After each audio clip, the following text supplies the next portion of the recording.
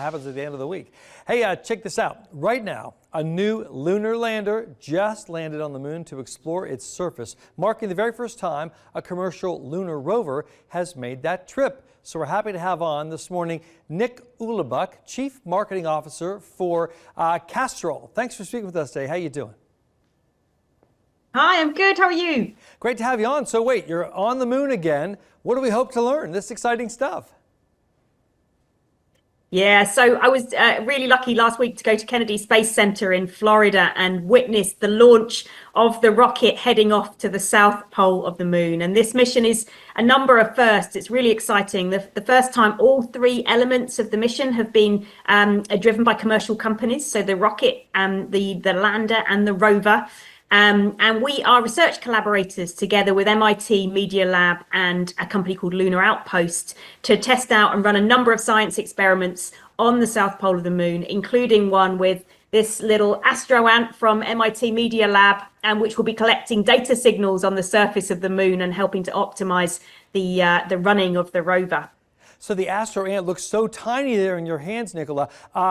It can collect all kinds of things, though. Small in size, big in mission, though, right? And big in science, right? Yes. So yeah, I mean, I hope you can see it. It's 2 centimeters squared, right? It's tiny. And the vision for the astro ant from MIT Media Lab is eventually a swarm of these little micro robots would go off on the surface of things like rockets in future to be able to collect data signals and make it much easier to collect data to enable repair or optimization of spacecraft. So on this mission, we are collecting data signals on temperature of the rover to optimize its performance, and co-collaborating with MIT Media Lab to drive that and understand how it works.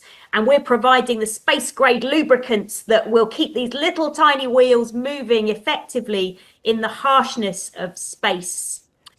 What's really interesting is we took this little astro ant to Lanzarote off the coast of Spain before it headed up to the south pole of the moon to test it out, because the surface of Lanzarote mimics that of the moon. So we've co-collaborated with the teams to prove that out already and hope it will be as successful in space.